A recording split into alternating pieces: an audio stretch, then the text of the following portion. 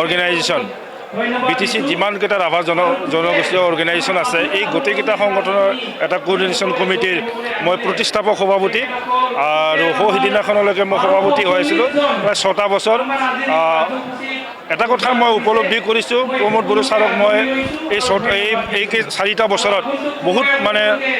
এজন দক্ষ নেতা হিচাপে মই তেখেতক লগ পাবৰ কাৰণে সক্ষম হ'লোঁ আৰু তেখেতক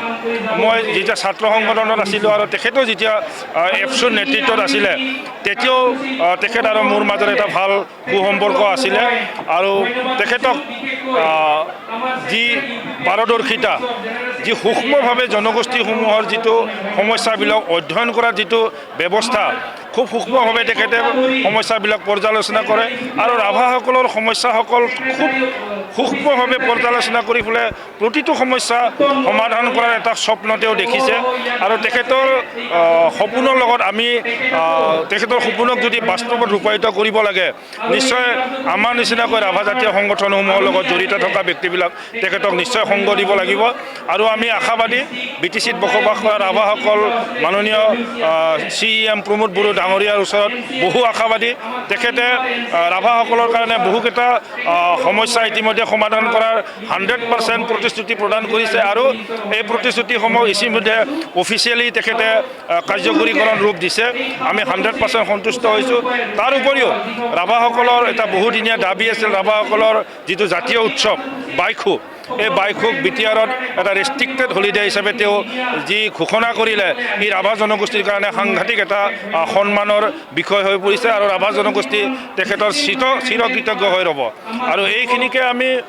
তেখেতৰ যিটো বলিষ্ঠ নেতা একজন সহজ সৰল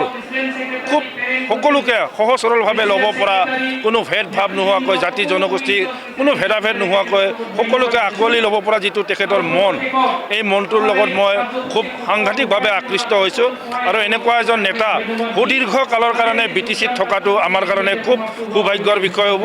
আৰু তেখেতক দীঘলীয়া সময়ৰ কাৰণে BTCত চিফ হিচাপে ৰাখিবৰ কাৰণে তেখেতৰ লগত সহযোদ্ধা হ'বৰ কাৰণে আমিও আগবাঢ়ি আহিলোঁ।